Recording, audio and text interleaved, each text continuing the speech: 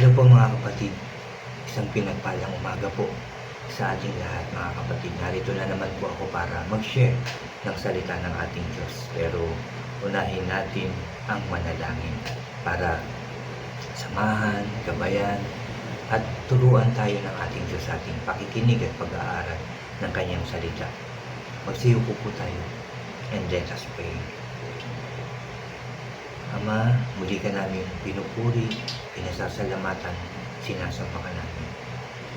Lord God, muli kami nagpapasalamat dahil muli mo po kami pinagsama-sama para makinig, mag-aral at magbasa ng iyong salita.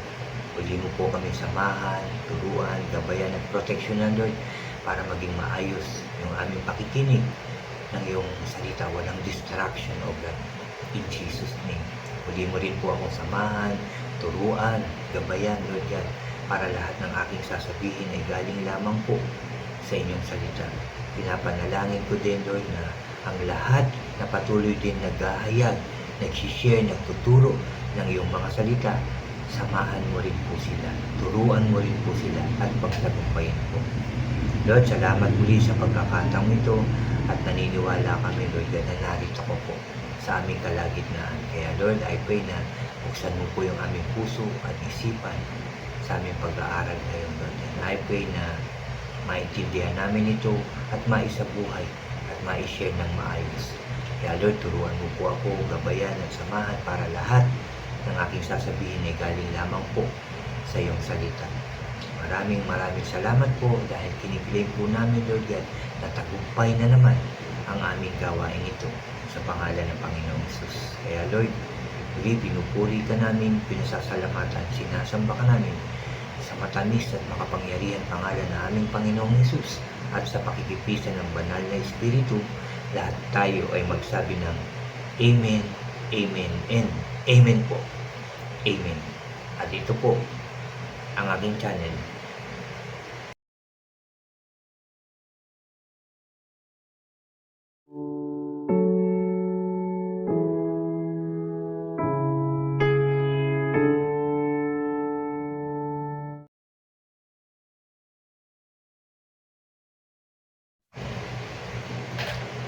Yan, hello po ulit at isang pinagpalang umaga pong muli sa ating lahat. Bago po ako mag-umpisa ng aking sharing ngayong umagang ito, anyayahan ko lang po yung mga bago dyan sa aking channel na ngayon lang po nakapanood ng aking video ito, ng aking sharing na ito. Huwag niyo pong kalimutan na mag-subscribe po, paki-like and share niyo po ang aking mga videos at paki-click din po ang notification bell para lagi po kayong updated sa mga bago at iba ko pang i-upload. Salamat mga kapatid, salamat po. Mga kapatid, ngayon nandito po ang aking share sa aklat ng Galatian o Galatia dito po sa chapter 1. At ito ay patungkol na sa sinulat ni Apostol Pablo para sa mga taga-Galatia. At ang Bible po isinulat hindi lang para sa mga taga-Israel o sa ibang bansa, kundi sa lahat ng tao sa buong mundo para makilala ang ating Diyos ng lubusan at malaman ang ginawa ng Panginoong Hesus para sa ating lahat. Kaya patuloy ang pag-share noon ng salita ng Diyos hanggang ngayon. Patuloy na naghahayag ang mga taong tinawag at pinili ng ating Diyos para sa kanyang salita, para sa pagpapalaganap ng salita ng Diyos sa buong mundo. At ito nga po ang aking share dito po sa chapter 1 ng Galatia sa verse 4. Sabi po dito ni Apostol Pablo, inalay ni Kristo ang sarili niya para sa mga kasalanan natin. Ayon sa kalooban ng ating Diyos at Ama, ginawa niya ito para maligtas tayo sa kasamaan nitong kasalukuyang mundo. So dito inamin talaga din ni Apostol Pablo na siya ay kasama dun sa nagkasala sa ating Diyos, sa ating Panginoong Hesus, na kagaya rin natin na nagkasala rin at patuloy pang nagkakamali, nakakapag-isip ng masama at nakakagawa ng hindi maganda sa paningin ng ating Diyos. Kaya ulitin ko lang ang sinasabi ni Apostol Pablo sa salita ng Diyos. Inaalay ni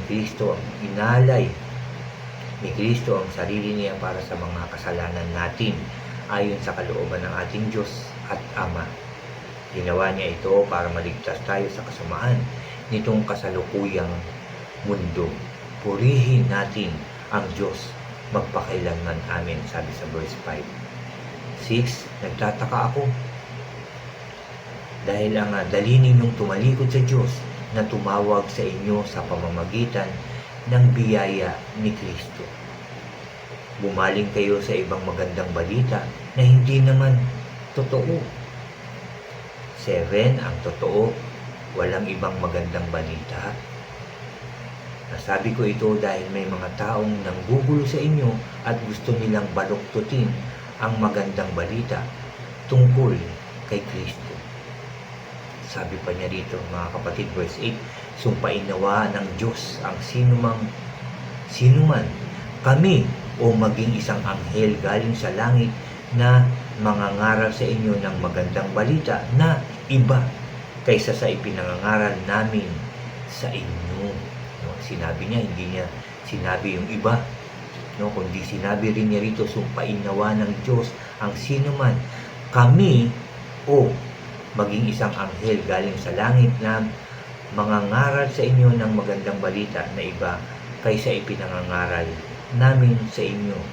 Sinabi namin sa inyo na sinabi na namin sa inyo noon at muli kong sasabihin, kung may mangangaral sa inyo ng magandang balita na iba kaysa sa tinanggap ninyo, sumpain siya ng Diyos. Huwag ninyong isipin na ang nais ko ay malugod sa akin ng tao. Hindi. Ang nais ko ay malugod sa akin ng Diyos. Kung ang ikalulugod ng tao ang hinahanap ko, hindi ako tunay na lingkod ni Kristo. Amen. Salamat sa pagkakabasa ng salita ng ating Diyos. Binasa ko po yung verse 4 hanggang verse 10 ng Galatia, mga kapatid. Dito tinuturo yung salita ng ating Diyos na hinahayag nila at patuloy na hinahayag hanggang ngayon. At sinasabi niya, mga kapatid, na yung pakikinig ng salita lamang ng Diyos yung ating papakinggan, susundin isa sa buhay at isi-share din sa ibang tao, mga kapatid. At sinabi niya rito yung pakikinig ng ibang salita, no, yung sabi niya yung wala namang ibang magandang balita. Nasabi ko ito dahil may mga taong nanggugulo sa inyo at gusto nilang baluktutin ang magandang balita tungkol kay Kristo at patungkol naman doon sa mga nakinig ng salita ng ating Diyos. Patuloy na nagbabasa, mga kapatid, at biglang nawala. Sabihin na natin na biglang nagkaroon ng problema, pero nakakilala na sa Diyos, nakilala na ang Panginoong Hesus, tumanggap na sa Panginoong Hesus, pero sumuko, nawala, napagod, o natalo ng kanyang mga problema sa buhay. Hindi ba dapat hindi tayo mawawala lalo sa ating Diyos? Hindi tayo lalo hihiwalay, lalo pat dumaraan tayo sa mga problema. Sabihin na natin, kapusan financially, no, nagigipit naman talaga tayo, pero hindi tayo dapat sa Diyos hihiwalay. Hindi tayo sa Diyos dapat tatalikod, kundi tatalikod tayo dun sa mga masama nating ginagawa o dun sa mga dahilan kung bakit tayo nagkakaproblema, sa mga dahilan kung bakit tayo kinakapos, sa mga dahilan kung bakit tayo gulong-gulo sa ating buhay. Yun yung mga bagay na yun yung dapat nating talikuran, kalimutan, at isurrender sa ating Diyos para siya yung gumawa ng paraan para mapagtagumpayan natin ang mga problemang iyon, ang mga suliraning iyon, mga kapatid.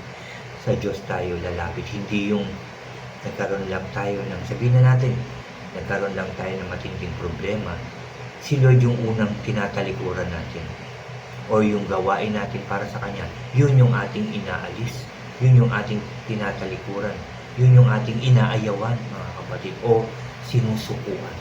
I pray, no? Ako personally, huwag ko nawayan maisipan, no? Yung ang Diyos pa yung aking tatalikuran, yung paghahayag pa ng Word of God, yung aking katatamaran. I pray katamaran ko yung mga bagay na hindi nakakalugod sa Diyos. Yan po yung aking panalangin, and I pray yan din yung inyong panalangin.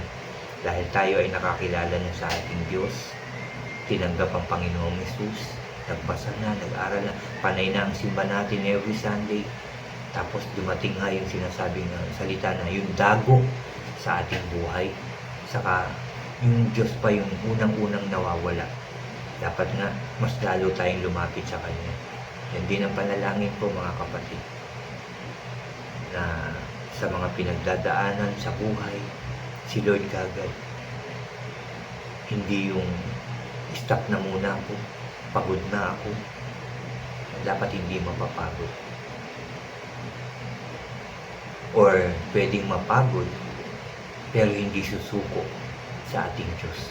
Pwede tayong mapagod at sumuko dun sa hindi magagandang bagay, pero kay Lord wag. Kasi siya yung mag-aayos ng ating buhay, siya yung tutulong sa atin, siya yung gagabay sa atin. Huwag tayong mawawala.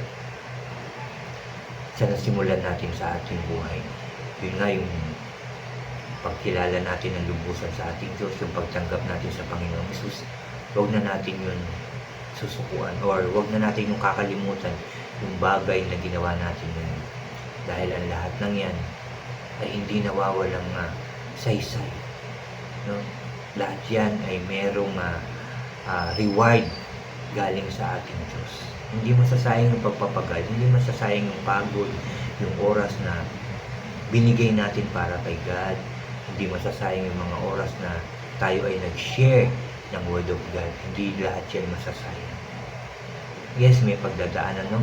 Naririnig nyo rin siguro na bakit kung kailan lumapit ako sa Diyos, naglingkod sa Diyos, saka pa ako dumanas ng maraming problema sa buhay. Saka pa ako biglang kinapos ng kinapos. Saka pa ako biglang yung iba, no? Saka pa ako biglang nagkaroon ng sakit at karamdaman, kasi may mga ganyan. Kung kailan naglingkod, saka na-diagnose yung kanyang sakit, no? Yung kanyang karamdaman, at yun na, nagkasakit na ospital. Pero dapat hindi susuko, mga kapatid. Sigurado ko, dahil kaya lumabas yung mga sakit, o kaya tayo nagkaroon ng problema, sabihin na natin matinding suliranin sa ating buhay, dahil din sa atin yan, dahil sa kagagawan din natin yan. Hindi dahil yan sa naglingkod na tayo kay God, hindi dahil yan sa Diyos. No, ano po, dahil po yan sa kagagawa natin. Maaring yung sakit doon sa ginawa natin dati, maaring yung bisyo o yung pagkain ng kung ano-ano, saka lumabas. So sinasabi lang dyan na yung mga kinakain natin ayusin, yung mga bisyo alisin, para magpatuloy na lumakas. Sabay lalapit ka sa Diyos na pagalingin ka, palakasin ka, na magpatuloy ka, tulungan ka, turuan ka, gabayan ka, proteksyonan ka, para magpatuloy sa paglilingkod. At alam po, sasagot ang Diyos. Aayusin niya, no, yung pagkakamaling nagawa natin sa ating buhay.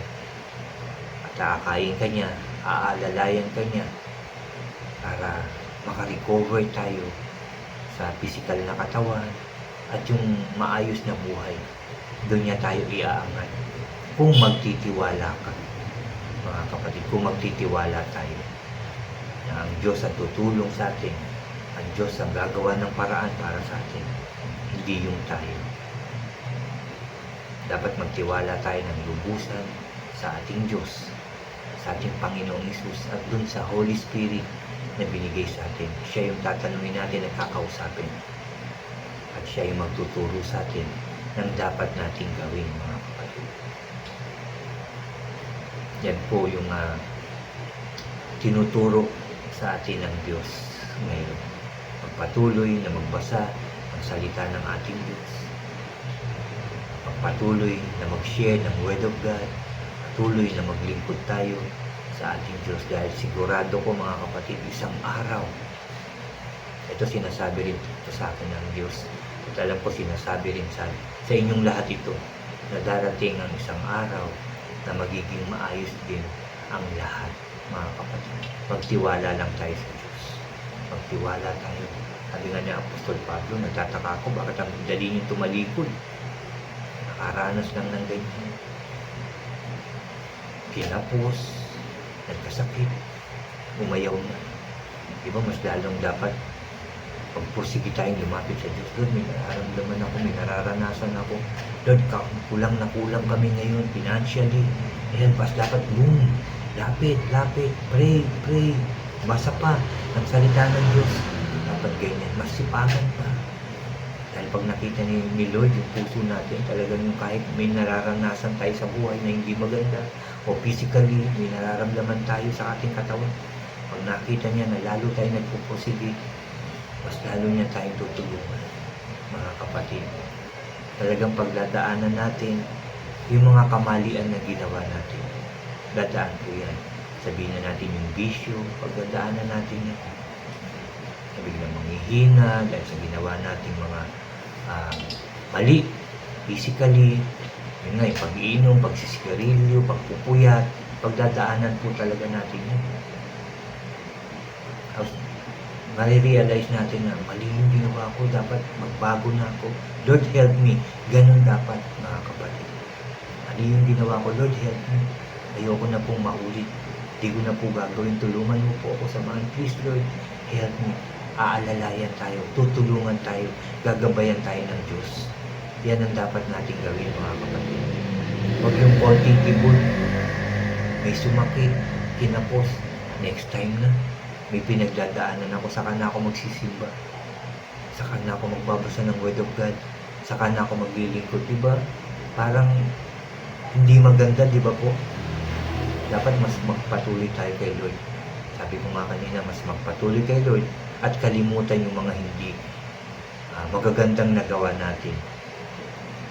Ano po?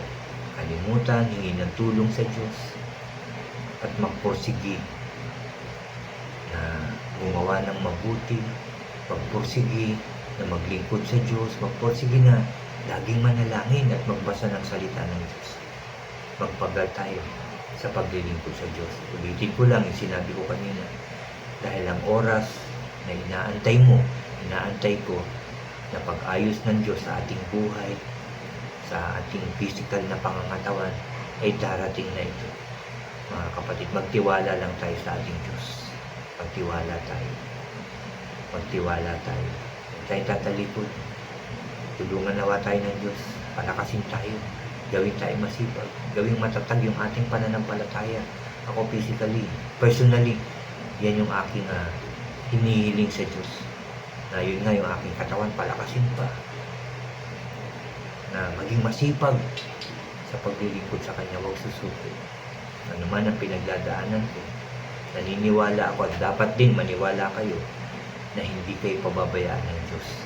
Hindi kayo iiwanan, hindi tayo iiwanan ng ating Diyos dahil ang ating Diyos ay mapagmahal, mapagpatawad, mapagbiyaya ng ating Diyos. Amen and amen. At yan po yung aking share ngayong umagang ito, mga kapatid, na huwag tayong tatalikod, huwag tayong susuko. Dahil nandyan ang Diyos para hawakan ka, alalayan ka. Hindi ka niya bibitawan, hindi niya tayo bibitawan.